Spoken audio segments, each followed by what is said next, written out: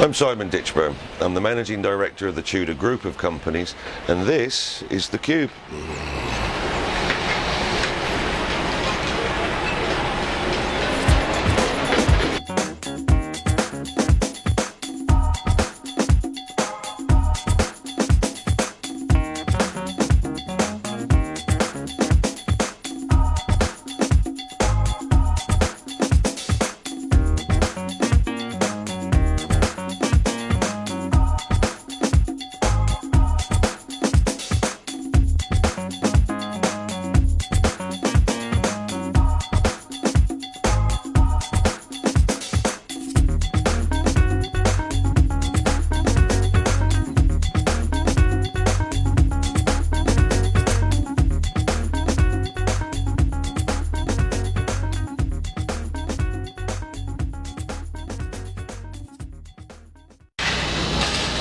Another concrete pouring day today, and once again it's the lift shaft, but now we're on the first floor and no longer down inside the ground. Now, instead of using a concrete pump today, we're just using the bucket on a crane, and I'm just gently going to shuttle that concrete down inside the steel formwork. And the most important thing I've got to look out for is the vibrating. So make sure we vibrate that concrete nice down and take any air bubbles out of it so we finish off with a nice solid structure.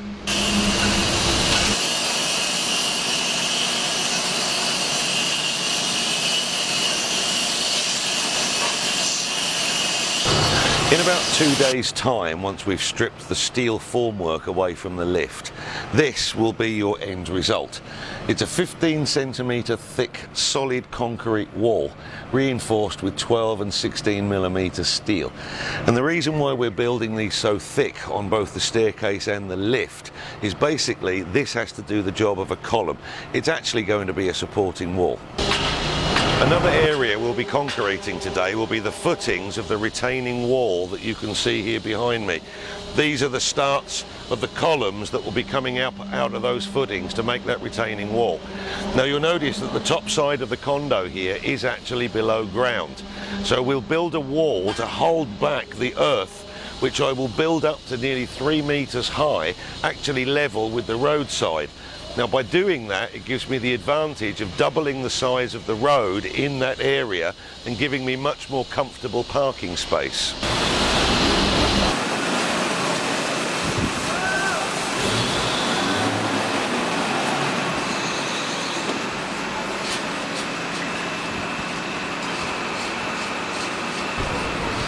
For the concrete in the columns, we're using a much smaller stone, a much smaller aggregate.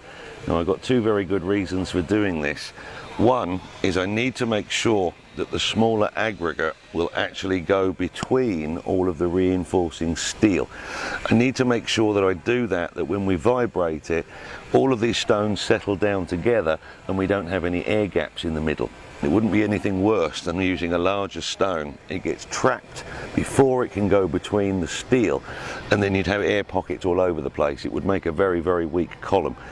The second reason is when we do vibrate this, because it's a finer stone, it makes a much better finish, a much smoother finish on the actual column. Here's a column that we poured a few days ago. Now, this column, a concrete involved, and all of the columns on that first floor has actually got a waterproof chemical inside it which stops the damp from being able to come up through. These are the real secret behind the construction of the Cube.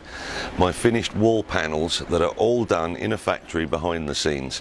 When they arrive on the back of a truck, they've already got the insulation sandwiched in between the concrete. My electric and water is already in position.